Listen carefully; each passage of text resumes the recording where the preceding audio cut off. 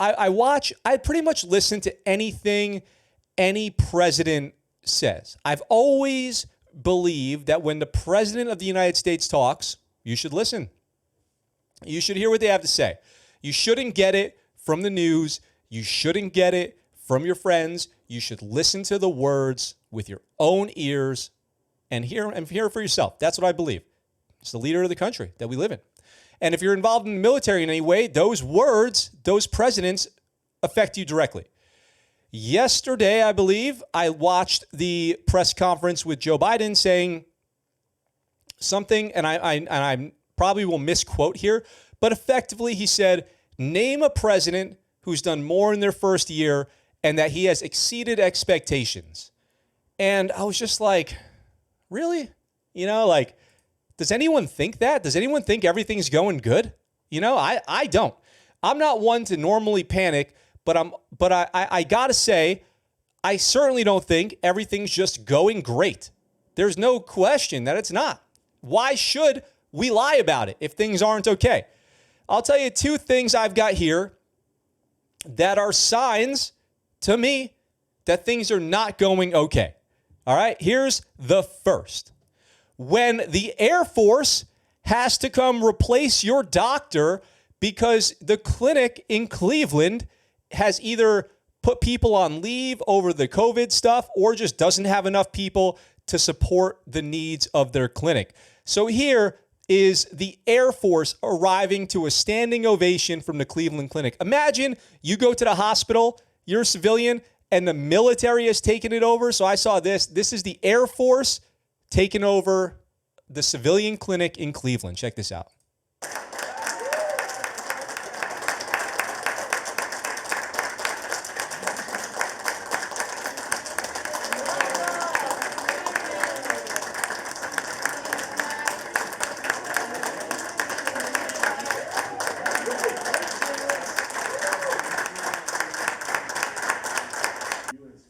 So they line up to give them that standing ovation as they show up to provide whatever the relief is that they're going to provide. And then they go in here to this symposium. COVID pandemic in the clinic.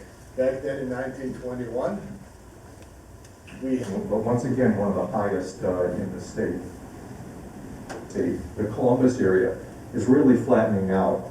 In clinic hospitals, where we care for up to 20% of all the patients not being served for the significant cardiac and neurological disease. I'll tell you the excitement. And then pause here for a second. This is what I want to show you guys. Up at the top of your screen there, the top left, we've got a PFC, I believe. A PFC, or I guess whatever you would call that in the Air Force, an airman, like not even a senior airman, just an airman. But that's the Army there. So you have the Army and the Air Force here coming in. And that's an Army PFC, an E3. So that is the Army. That's an Army PFC.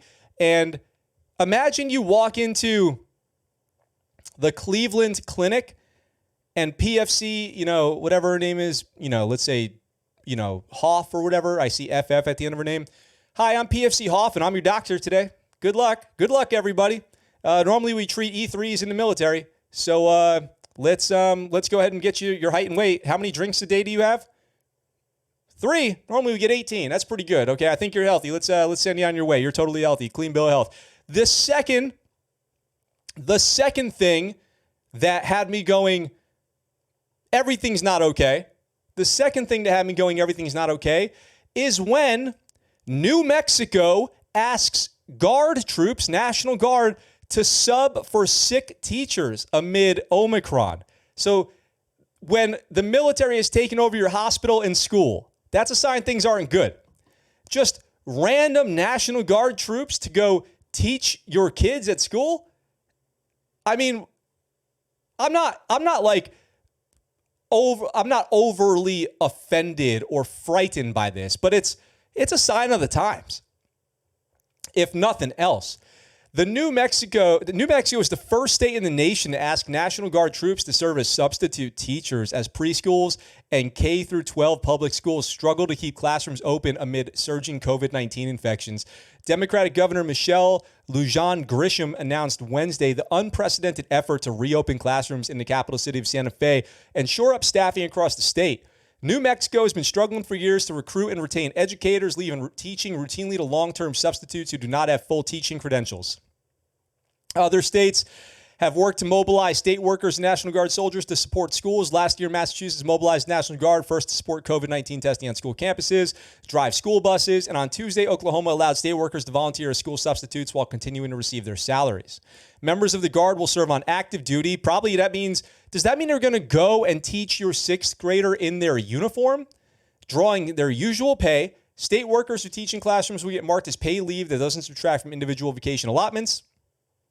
State workers are encouraged to participate in the spirit of public service and that no one is being drafted. Interesting.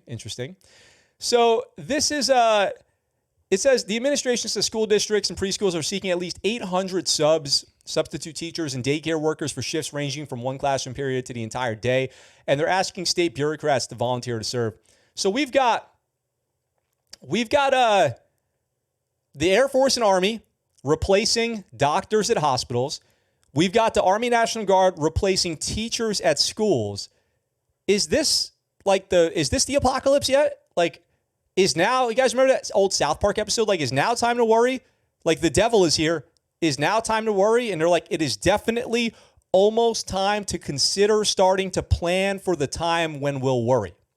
I love that episode of South Park. It's like unbelievably funny. So this is just interesting. Like, everything's so great, but simultaneously, the Army has taken over hospitals and schools. So that's cool. What's up, guys? Thanks for watching that clip from our live show. We're live right here on YouTube, Sunday through Thursday, 1800 Pacific Standard Time. If you want, come on by, join the chat. I'd love to hear from you. If you like that video and you want to see more, consider checking out this video right here or subscribing to the channel with this button right here. I look forward to talking to you really soon. I'm out for now.